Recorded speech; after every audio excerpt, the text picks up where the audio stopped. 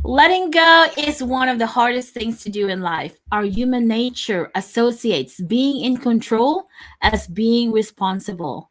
With us today is best-selling author and speaker Jenna Stevens to give us a deeper understanding on the freedom of letting go. Hi, Jenna. Hi, Sheila. I'm happy to be here. Yes, I'm so glad that you're here and we can hear more about your story. Can you give us a little bit of background about yourself? Yeah. So my name is Jenna Stevens. I live in Brooklyn, New York. I migrated to this country about 20 years ago. I came from Mm-hmm. Trinidad. I am of East Indian descent.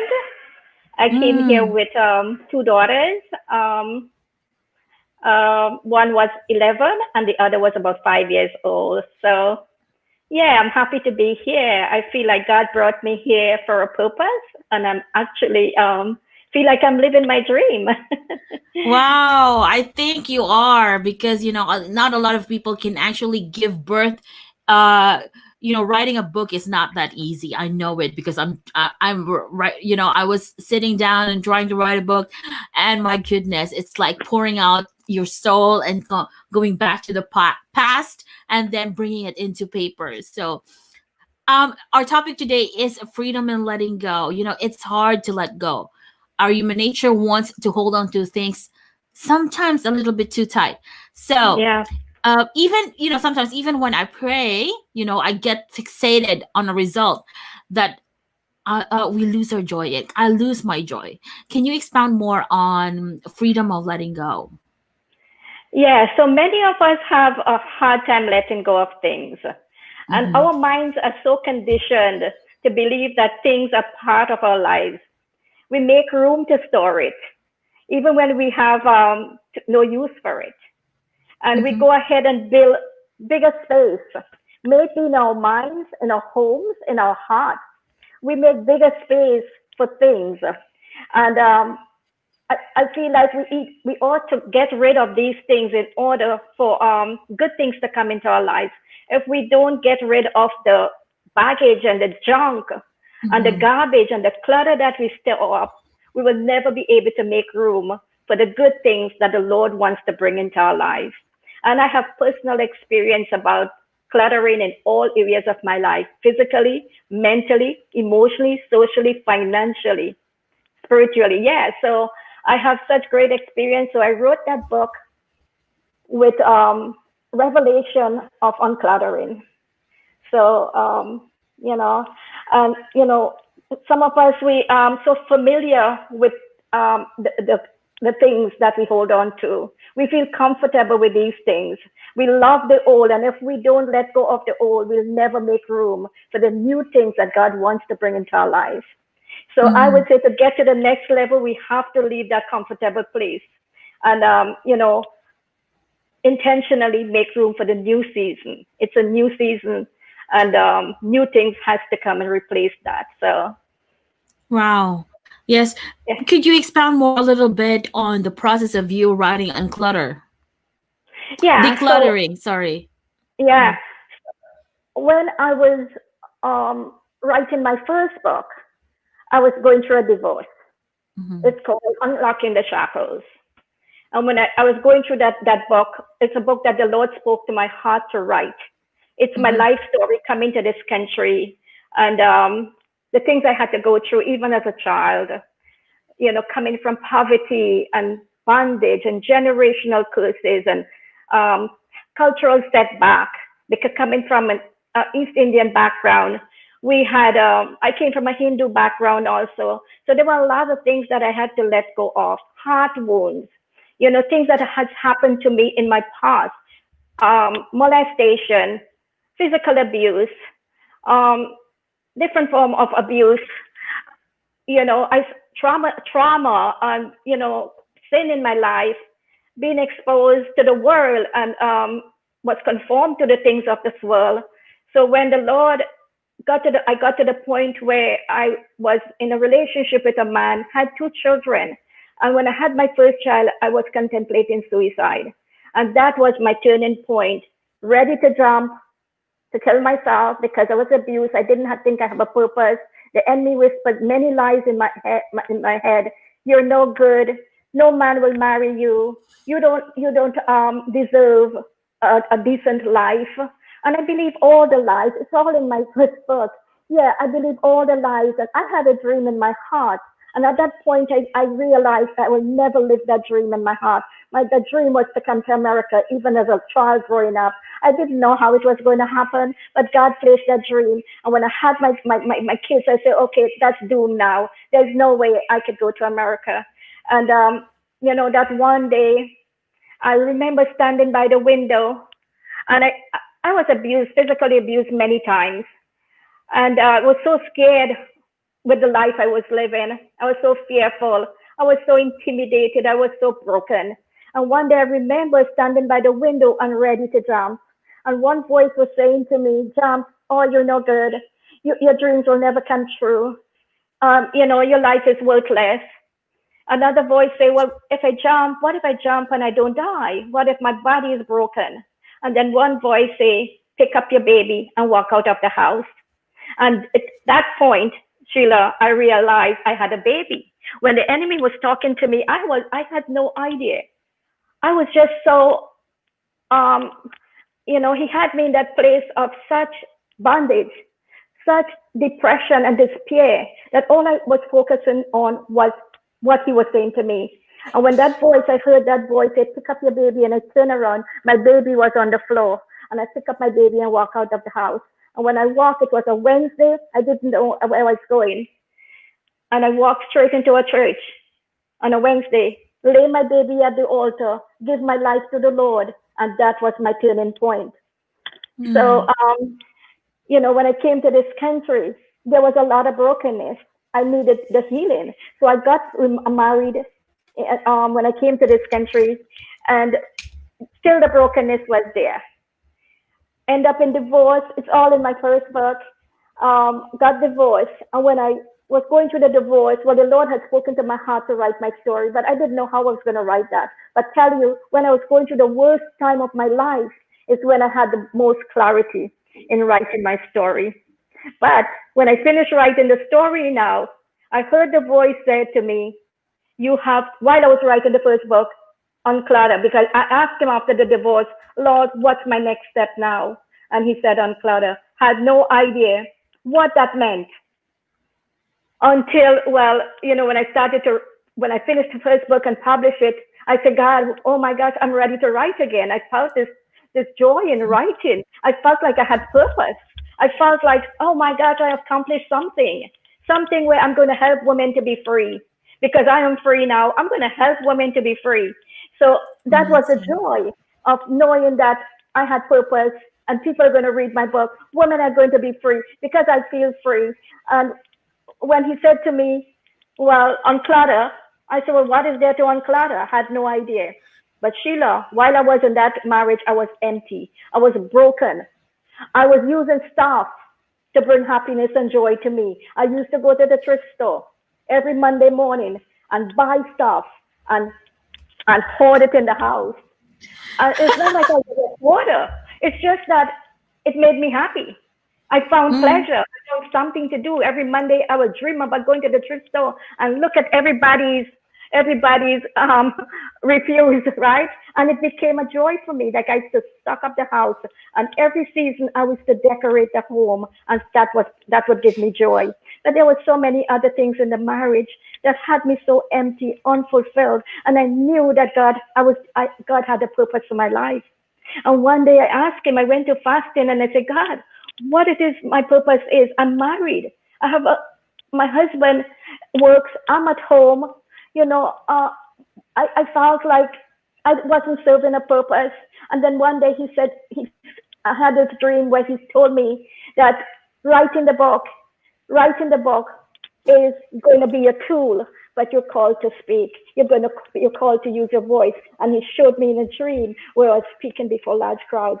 Anyway, so my voice is something that the enemy tried to steal even as a child growing up. Even like I tell you, in the marriage, the reason for the divorce was my husband was choking the life out of me one day. Mm. So that led to the divorce. And again, my voice, the enemy tried to take my voice. I'm telling you, when I raised up from that floor, dead, my no life in my body, I realized and I rediscovered my identity, who I was. Wow. And that led me to write my book. And then the second one now. And now, the thing is, even though I was delivered, I was not free. So in Yes. writing Uncluttered, Mm. the Lord revealed a lot to me, a lot about still there were things in me that needed to be, that I had to let go of. Mm-hmm. Unforgiveness, right? There were people in my life who were draining my energy. There were a lot of things that I Mm. still had to let go of. The clutter in the house, because when I was leaving the marriage home, I couldn't carry the tons of stuff that I bought. And Sheila, my biggest issue was I couldn't let it go. I felt like it belonged to me. I felt that was my comfort. I felt comfortable with it, right? With those things. It made me happy. It brought joy to me. And when I had to leave the marriage house that same day, and we had to pack up. My daughter said, Mom, you cannot carry all this stuff. And I said, but Laura, I love this and I love this. Oh, Laura, this, I don't want to leave. I don't want to throw it out. I just said, Mom, listen to me. You cannot carry this where you're going. You have a one room apartment. You have a house here. You can't fit it. And I said, but Laura, that means a lot to me. And I watched my daughter pack all my stuff in garbage bags. And Sheila, that broke it. I realized at that point, those material things didn't matter. God had a plan for me, and where He was taking me, it was a place that was going to make me lighter so that I could hear from Him. My mind wasn't going to be more cluttered about stuff. He wanted to speak to me. When I clutter the things in the house, I start cluttering my mind. My mind became Mm. more free. I'm not seeing this stuff around me anymore. I had more room now to focus on the Lord, and I was Mm. able to write my story. Wow. And Mm-hmm. yeah, so it's so much. Yes, I can relate to what you were saying. I came from a broken home actually. So my mom was, coming from a broken home, and then I'm me myself. My ex husband left me. So I could relate to what you're saying. But the thing is, this is a quote that I actually wrote. Um, Materialism actually takes place in your soul. It takes space in your soul. Yes. So you're actually saying this now to me, but I want to know your journey from Hinduism to Christianity. How did it come to be? Yeah, so even as a child, I would see the rituals in the home, right? But Mm-hmm. for some reason, I didn't think it makes sense. I knew there had to be a God, Mm. but for some reason, God placed that wisdom in me even as a child. And I was searching. Right close to where I was living in the village, we had like a Presbyterian church nearby. And I remember people going to church and they would be smelling good. They would be dressed well. And I would creep under the church as a little child and look on to see what was going on. And I see people clapping and worshiping. I didn't know about that. But for me, that really stirred me up. Wow, I want to be part of this. These people look so happy, right? So anyway, I didn't partake in things that were happening in the home, but I always had a desire, like I want to know truth, even growing up. Mm. So in my search for truth, I end up like in different churches, like in the Jehovah Witness church. I end up in the Mormons church, in the Catholic church. I was searching for truth until um, that day that I walked through the church doors. No, even no, I think it's after that I went through those doors. I still was searching. I still was Mm. searching for truth, and I end up going to a deliverance church afterwards, and that's when I commit myself, started my deliverance in Trinidad. When I came here, I started a faith church in the city in New York City. So yeah, and now Wow. I see my family members are turning away from that too because I pray for them. Now I know the truth. I know it's the truth that we know is going to set us free. So I want that freedom for my family too. And God, in His Mm. grace, we know when one in the household is saved, the entire household is saved. I am declaring that. And I've seen like my family, most of them already have turned from that religion to Yes. Come on. Christianity. Yes. Awesome. Really, really amazing to hear your story. It's very interesting to me because um it's kind of like a little bit difficult when you say Catholic going to Christianity. It's easy to what do you call this, to think about it or to analyze it. But Hinduism going to Christianity, it's a little bit what do you call this, alien to me. But you're telling your story as a child. You were already interested in the things that's going on in a Christian church, which is really, really amazing. In um I want to know the logic behind why should I let go, because there's Hmm. it's a very difficult. And maybe if I understand a little bit on why I should let go, then maybe I could really let go. Yeah. Well, the beautiful journey of today can only begin when we learn to let go of yesterday. And that's a quote that I had from Steve Maraboli, right? When we have a lot of clutter in our life, we can't walk with Jesus without tripping over. And there are things that cause us to stumble. Letting go causes us to walk lighter. And there are a lot of things in our life that is really holding us back from Mm, freely walking, you know, in the ways of that we're supposed to walk. And there's a lot of things like toxic relationships and fear. We have to let go of the fear of letting go. Some people are fearful of letting go. Relationships. There's also letting go of sickness, and there are things that are yes. that are in our bodies that are crippling our souls and our hearts that we really have to be aware of, and we got to seek Jesus. When we come to the Lord, He reveals these things to us. And if we don't let go of these things, we'll never know what our purpose is, because we can't hear the voice of God with all this cluttering, right? Mm, We can't go forward if we keep looking back at the past too. There are things in our past, if we are really, really true to ourselves, and we really take that time to be quiet.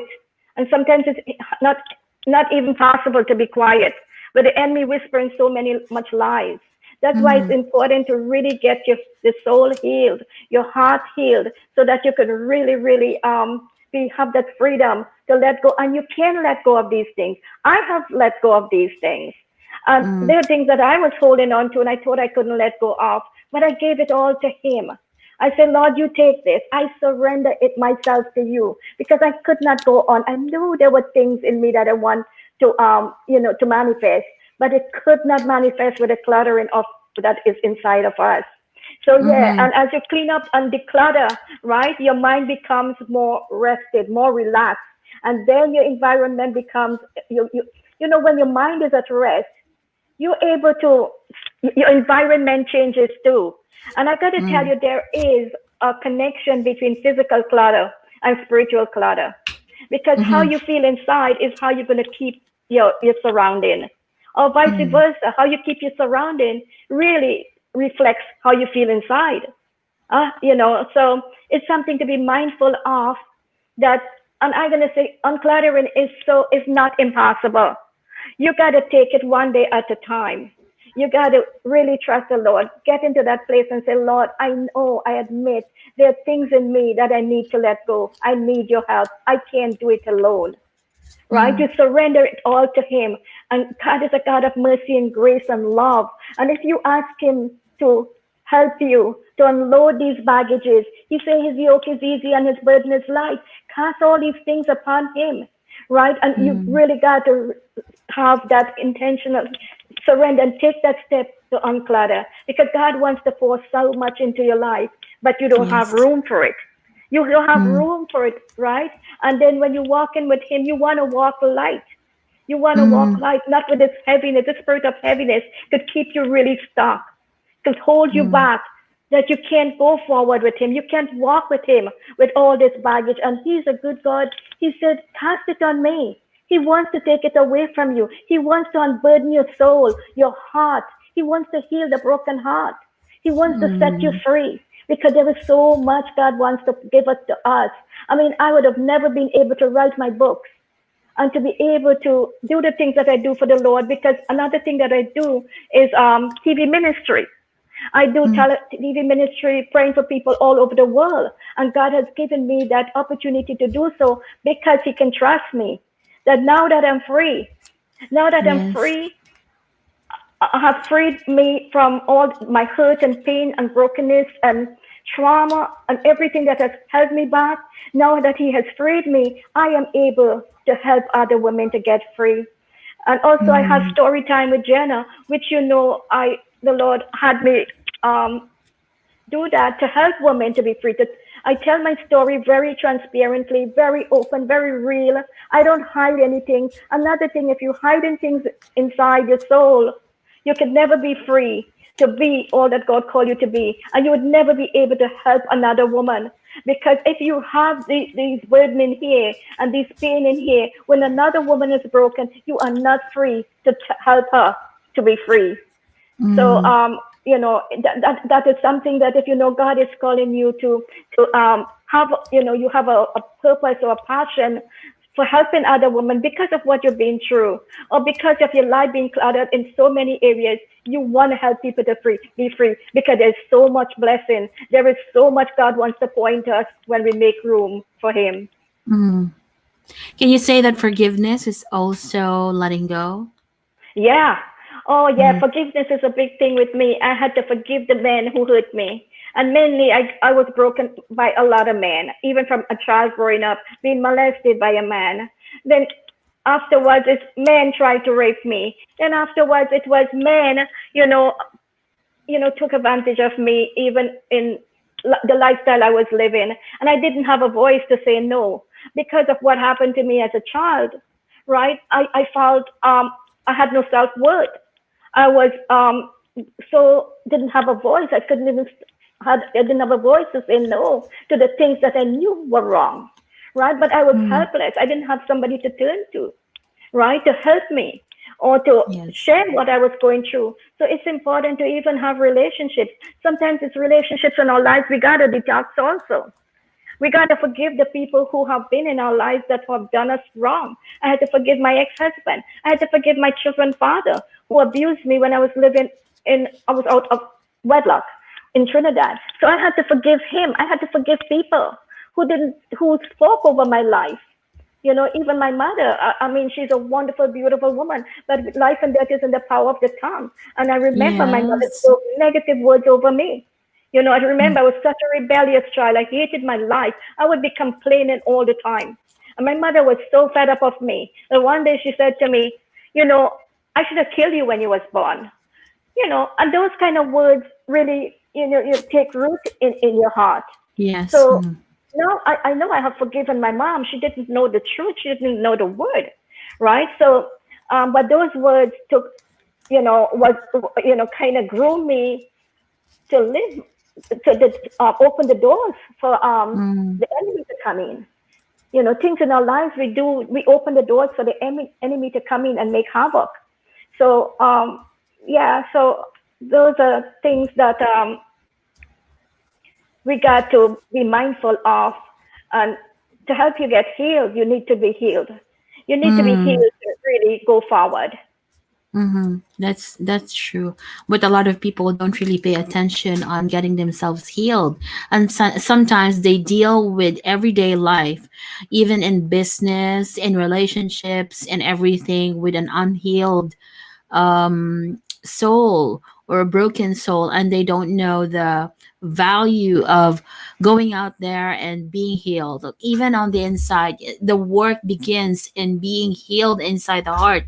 And I think you can accomplish more and become, even if you dream to be a successful person, you become more successful if you are healed, because then you can let out, the 100% of yourself show up there 100% of the time. And there's nothing in your heart that's like uh, clinging like a fish hook. So I really love what you said about forgiveness. How does letting go apply to my faith as a Christian? Well, our faith walk is important, right? Our faith, our faith walk is important. Well, you can't drive into the future by looking in the rearview mirror. Mm-hmm. And our journey with um, with Christ is as important. He wants us to have faith in Him. He wants us to trust Him. He wants us to know that we don't have to do this alone, that we could put our faith in Him. He said, trust in me with all your heart and lean not unto your own understanding. In all ways, acknowledge me. I will direct your path. A lot of people don't have faith, um, because they think that the things that they're going through is impossible. They're impossible to be healed from it or to recover. But when you have faith in God and He wants us to have faith in Him, He said to trust Him. He wants so Mm-hmm. much for us to accomplish and fulfill the abundant life that He come to give us, right? That He is beseeching us. He's literally Mm-hmm.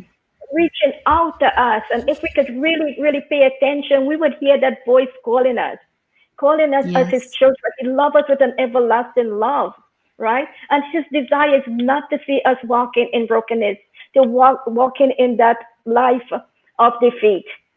So when we Mm, trust that's in true. Him with all our heart and have faith in Him, He would not let us down. He would not Mm-hmm. let us down. And faith is something that I had to have on my journey. Without faith, He say it is impossible to please Him, right? Mm, Yes, without faith. So I, that's something I would encourage people to do. Have faith in Him. Trust Him with the little things. And when you say you're faithful with those little things of taking that little step, watch Him open doors for you. Just mm, one day at a time. And I want to say, clutter is something, the things we clutter ourselves with, it's not like a one-time job. yes. Good Every point. day, we have to be mindful that clutter could accumulate. It could Yeah. accumulate in our homes, in our lives. But we got to be mindful each day. Take that step. When you see things are coming into your life and you realize, this is not of God or this is not the way I want to keep my home again. You got to be take that step and take that action to clear that clutter so that it does not Mm, accumulate. And it's easy to accumulate, even with the enemy trying to mess up your mind to keep you from not being focused on what God is taking you. Your mm, vision, the vision that God has given you, would be clearer when you have all these things removed from your life, so that you could focus more on mm, where the journey that God has you on. mm. If there is somebody who is watching us today and he is or she is having a hard time with her relationship, whether married or boyfriend or girlfriend, and is being abused, either physically or verbally, emotionally, what is your advice for this person? I say reach out to somebody you can trust. Reach out to somebody because um, you know God has a purpose for you. If you think there's no way for you, there is a way. Mm, Just cry out to the Lord. He's going to put people across your path. He's going to put the laborers across your path. But you got to take that step. Reach out. There might be places that you can call and take that step to get help, because mm, I'm going to say abuse never stops. When I left yes. Trinidad and I thought that it's over, when I came to this country, I still went into a relationship where I was abused. You got to break the generational curses. Sometimes it's curses Mm, that extend way back from the generation. Because when I look at it, and my grandmother was abused, my mother was abused, all my sisters were abused, then I was uh-huh. abused. And I thought it was never going to happen to me, that I was Mm, the wise one, that this thing is never going to happen. But I got to tell you, it's the curse, the generational curse, the words that mhm, have been spoken over us. And but I know the truth. I break that curse. It would not go into my generation. So I want to say, find help, seek help, get healed, get your soul healed, forgive that person mm, who have abused you, because the word of God says to pray for them, to bless them, and to do good towards them, right? So we got to pray for them, because if for myself, those men that have abused me, I have a good relationship with them. I learned to love and to bless and to pray for them, because God loved them also. And we got to pray for the salvation. We got to pray that God change their hearts and heal their hearts also. Because most of the time, these men also came from broken pasts. They have things in them, Yes. baggage in them that they need to let go of. So we got to pray for them also. So Mm, yeah, good point. Could you tell us more about, where we can find you and where we can get the book? yeah. So you can find me at you could connect with me at Jenna Ratan at iCloud.com or Mm-hmm. Jenna Ratan at Hotmail. That is JennaRatan at iCloud.com. Or I'm on Facebook. You could find me Jenna Stevens on Facebook. And also I have my number. I can give you my number 845-527-6392. Mm-hmm. And also Jenna Stevens Ministries. Mm-hmm. .org. Yes. Yeah. Where can we find your book? The book is on Amazon, Mm-hmm. Amazon.com. The second book. Now, the first one I'm going to relaunch, but that book I have that book. I mean, if they reach out to me, I can literally mail the book to them. The Mm, first okay. one or the second one. Yes, amazing. Thank you so much for us, imparting your wisdom to us. I realize, we don't pay attention so much on stuff like uncluttering and how it's connected, the spiritual and the physical realm in terms of uncluttering. And I think, I have a friend who actually, when she's going into a hard time or she is breaking up with a boyfriend, what she does is she cleans the house. She cleans, she changes the room arrangement. And I realized, like, I was thinking maybe there is a connection between the two. Why do women do that? you Yeah, know I did yes. that too.